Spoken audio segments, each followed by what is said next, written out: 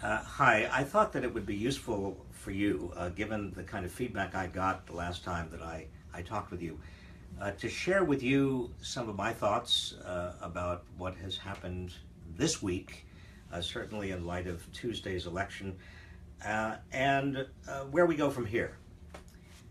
And where we go from here is a big, big deal. I first of all, obviously, want to thank and show my appreciation and to veterans. This is Veterans Day. People who have given so much of their time and risked their lives and limbs for this country. In fact, this is what it's all about, really, fundamentally, this country and the rest of the world. The good news, I guess the thing I want to share with you is that I have gone through, as I'm sure you have, all the stages of shock and denial and grief and anger and everything else that one goes through when somebody dies or when the world is suddenly far worse than you thought it was. And I'm coming to a place now, and I hope that some of you are as well, and as I've talked to grassroots groups and people and activists around the country, I feel that they're coming to the same place where they're feeling energized. They're feeling that what they want to do and what they have to do now is to respond to what has happened in Washington. They've got to respond as best they can. That it is our not only duty and responsibility, but also in our capacity to respond and not let everything that we have worked for disintegrate and die, and not allow vulnerable people to be hurt in this country, and allow the forces that have been unleashed and forces that have been given legitimacy to gain the kind of ground that we fear that they will gain. So this discussion with you today is really about next steps, and it's about where we go, and it's about how we take the energy that is just beginning. This is the beginning of the start. And what I just in terms of temperament, what I do very often is look for silver linings. And I think the silver lining here, honestly, is just that. The people do feel energized. They are not going to give up. They're not going to sort of succumb to cynicism and despair. And I don't want you to either. I really want you to come away from this conversation and many other conversations I'm sure you're having with a feeling not of disempowerment, but a feeling of determination, a feeling of commitment, a feeling that you will work and join with others, and we will all change this. This is not, by the way, I don't look at Tuesday as the victory of hatefulness over decency. I look at it primarily as a repudiation of the power structure of America. I mean, this is, remember Bernie Sanders, remember a year and a half ago that many of the normal power centers of this country, and certainly Washington, New York, the inside politics crowd, the people who were at the top of corporations and Wall Street, they all assumed that Jeb Bush and Hillary Clinton would be the candidates. What they didn't foresee is the political revolution that Bernie Sanders created. 22 states won in the Democratic primaries, 47% of the vote, almost all young people. And obviously nobody foresaw Donald Trump. And I think Donald Trump really gained ground and was triumphant because he appealed in a fake way to the same sentiments of anger against the establishment, anger against the power structure that really has behaved irresponsibly in terms of widening inequality, turning that wealth into political influence, bending the rules of the game toward their advantage, and rigging it. I think this is all really fundamentally about a game that seems so rigged to so many people, including, I believe, most Trump voters who voted not for hatefulness. They voted to get rid of and shake up that power structure. So in that way, and this is really important, in that way, the Bernie Sanders movement and that aspect of Trumpism that is about shaking up the power structure and making it work for average working people instead of just the people at the top really do have something to do with one another. And our goal and our challenge is to bring together all of the disaffected parts of America, not only the white working class, the blue collar workers, but also African Americans and Latinos, women, everybody who feels right now very vulnerable and have felt for years economically vulnerable. Bring them together in a new coalition. And the question is, as a practical matter, how do we do that? Where do we start? Where do we begin? I can't tell you how many people have written to me or called me over the past 3 days and said, well, I want to do something. Tell me what to do. Where do I start? Now, there have been vigils all over the country. There have been demonstrations all over the country. I think that's great. I do, however, feel that making statements about where we are, making statements about our values, although very important, can't be the end of the road. The Occupy movement, for example, was a wonderful expression of a statement of despair and anger about the status quo, but it was not tied to a strategic political set of ideas and strategies for getting what we wanted. The Tea Party movement, also growing out of the bailout of Wall Street, out of the same sense that the game is rigged, was taken over by the very rich, by the power structure, and that was just as bad, because if you're taken over by the power structure, if you're co-opted, or if you, like the Occupy movement, don't really have a political strategy, ultimately you disappear. So the real question is how to pull together those aspects of America who have been left out, who have been forgotten, who understand that the abuse of power at the top by the powerful and also the privileged, not because they're bad people, but because they have the reins of power and have not done anything to reform the system to make it work for all Americans, that is the challenge, how to do that. Now, yesterday, I talked with some leaders of the Democratic Party, and my question to them was, well, what is going to happen to the Democratic National Committee? To my mind, the Democratic Party has been repudiated. The structure of the Democratic Party has been repudiated. The Democratic National Committee has to be, if it's going to be relevant at all, has got to be completely redone, reinvented. The problem with both the Democratic National Committee and the Republican National Committee, let's be clear here. The power structure is the power structure, and that power structure is very similar, and it overlaps in very important ways. The problem is that both the Republican and Democratic National Committees have been organized around getting big money for elections, and also organized around elections, election to election to election. The Democratic Party is not organized around activism between elections. It's not organized around getting people engaged and helping people know day by day what they can do.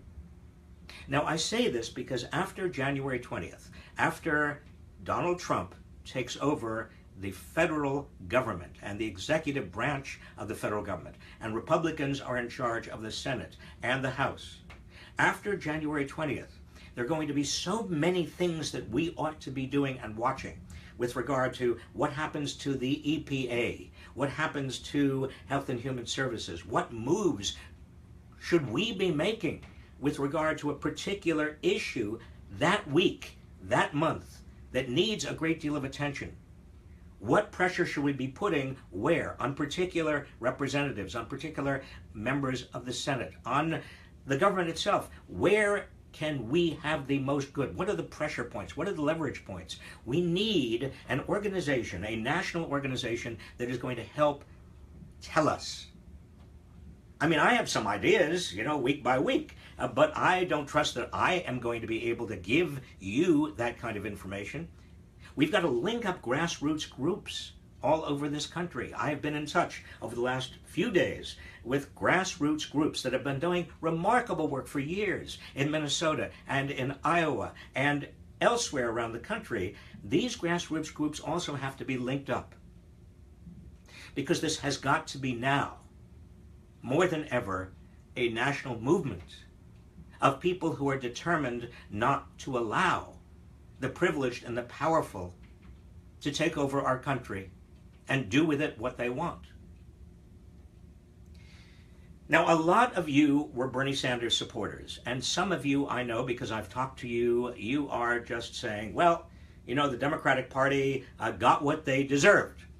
And I knew it and I saw it coming, and Bernie Sanders should have been the candidate. Whenever you get into the should have, the looking backward, I get it. I have many of those feelings. But we also have got to get into the looking forward. What do we do now? What do we do in the future? What do we do between now and January 20th, for example? I personally am going to be working with as many people as I can. People who have some influence, people who share my values and my ideals, to build the kind of organization I'm talking about. And if the Democratic National Committee and the Democratic Party want to do that, that's great. I want to help them. But if they don't, if they leave a void, then we all have got to be thinking about a different kind of national organization. We all have got to be thinking, maybe even about a third party, but certainly about a group that is able to come together and inform itself and put daily, weekly, the key issues in front of all of our members, and let's call it members. What we need to do that week, that day, who we need to recruit to run for Congress in 2018, who we need to think about with regard to a candidate for president in 2020, who and what we can start doing right now to get change to occur. Now, I know many of you are still in the process of grieving.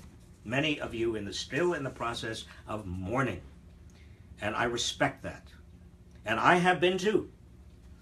And, you know, frankly, I woke up this morning and I thought, oh my God, as many of you woke up this morning.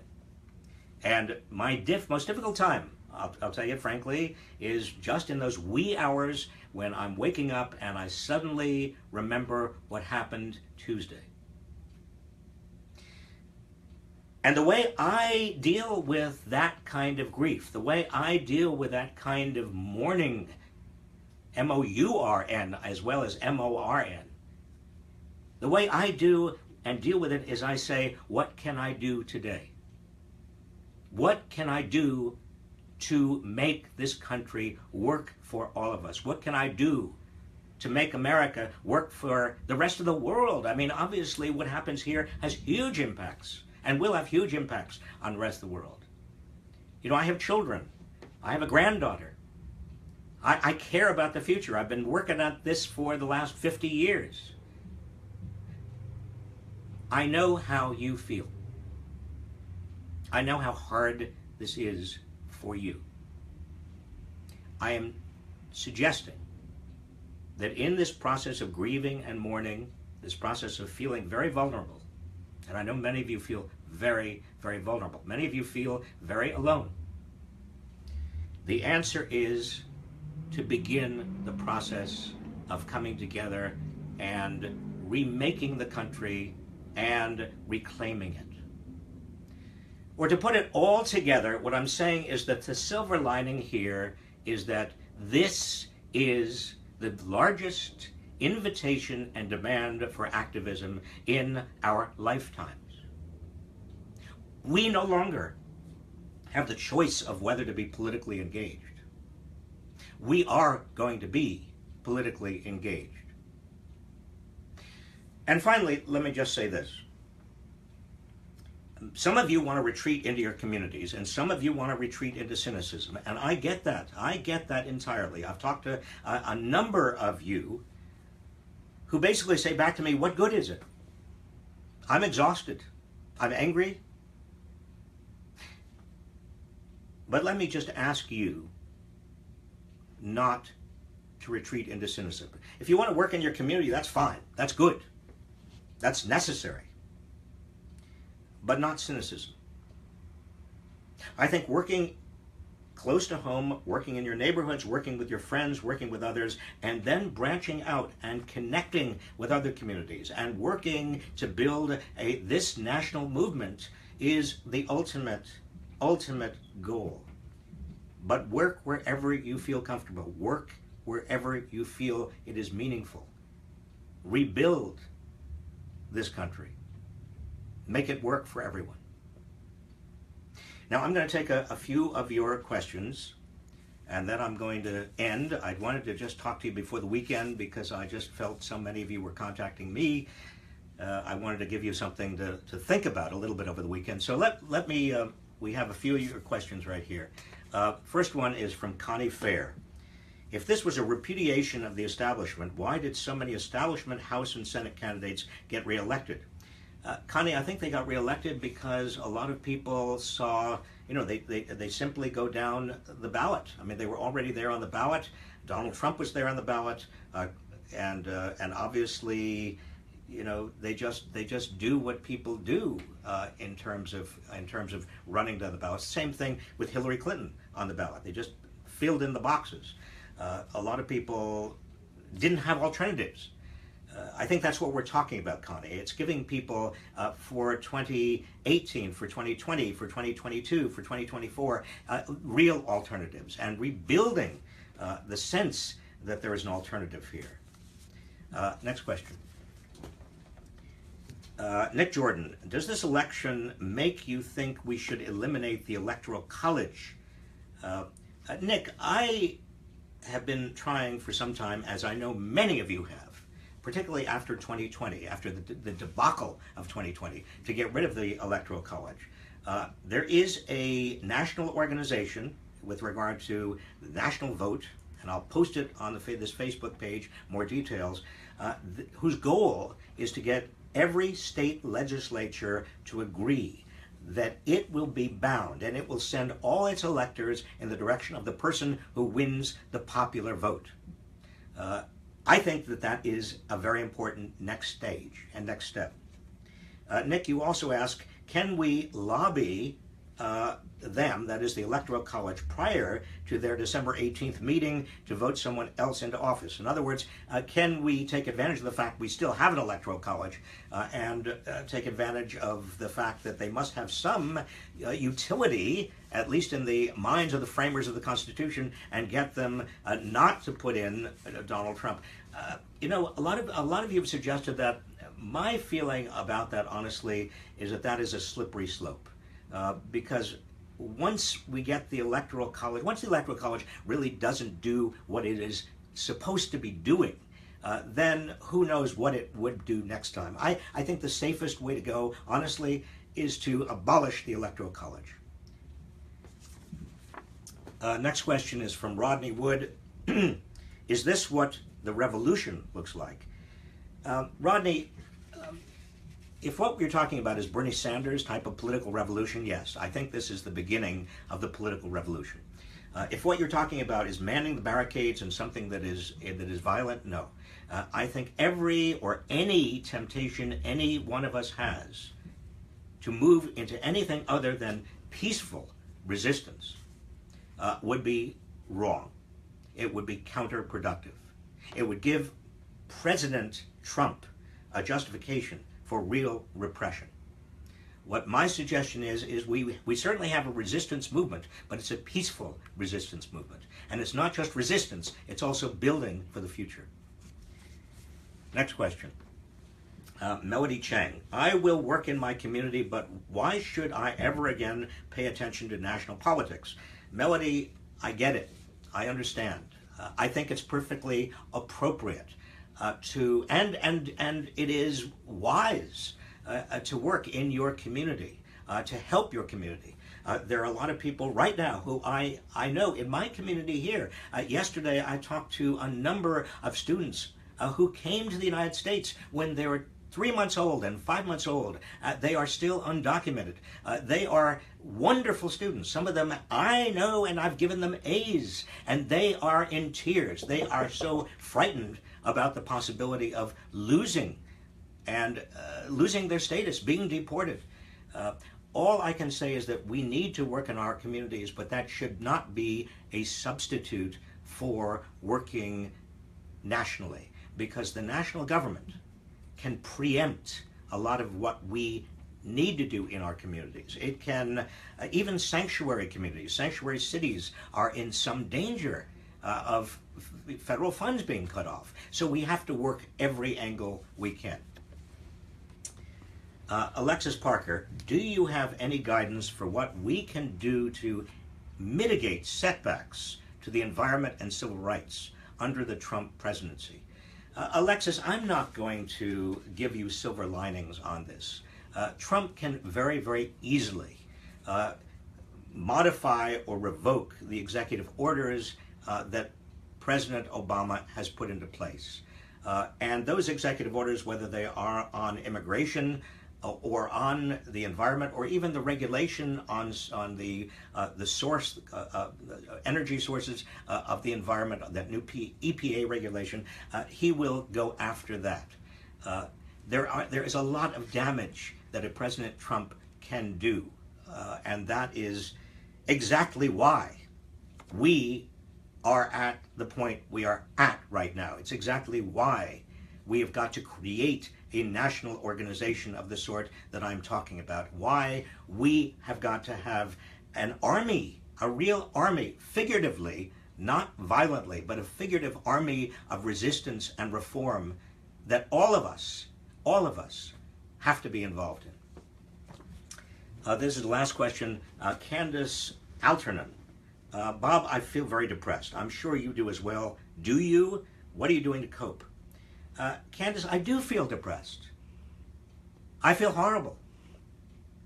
I mean, look, I have devoted much of the last 50 years of my life to making this country more progressive. I can't tell you how frustrated I have been in the past. You know, I've worked in government. I've been in the cabinet of Bill Clinton. I was frustrated then for obvious reasons. This, to me, is a huge setback. In fact, in those wee hours of the morning, when I just begin to recognize where we are and what we are, you know, I say to myself, everything that I have tried to accomplish, everything that I've worked with millions of other people to try to do has been just eviscerated, has been just eliminated. But you know something, Candace? Here's where I want you and where I want hundreds of thousands and millions of people to draw their energy and their courage from. We are not alone. Most people in this country feel like us. Donald Trump was elected with about 25% of the voting population of the United States. And many of them did not vote for hate. Many of them did not vote for Donald Trump. They voted against what they thought was, with some reason, the establishment that was not listening to them, that had not listened to them.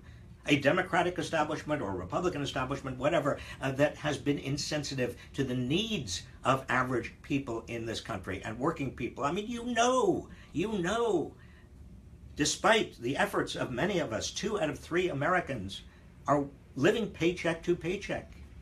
You know that the typical wage of the typical American, half of Americans are earning less now than they did in 2000, adjusted for inflation. You know the ranks of the working poor, people who are working full-time but are still in poverty, continue to increase.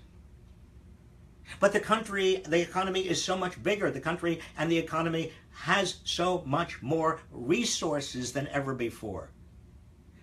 Where did they go? Most of them have gone to the top. If you're looking for a fundamental problem, the fundamental problem is the nexus between great wealth at the top and our politics and our democracy. This is what Bernie Sanders was saying. This is why he won 22 states, the most improbable candidate of all. And this is also what people heard. Some people heard from Donald Trump. They heard it. Now, there was a lot of hate, and is a lot of hate. There's a lot of scapegoating. Trump is not the first politician in world history to use economic stresses and channel that anger and that stress into scapegoating. But what gives me courage and what gives me energy is to know how determined so many people are to change our political economic system and make it work once again for all of us. The only good news here, and let me say this again, and I'm going to conclude with this. The only good news is that this is going to cause us all to be politically engaged in ways we have not been called upon to be engaged before. There is no cruising altitude any longer. This country and its place in the world are at stake now. We cannot give up. The fight has just begun. Have a good weekend.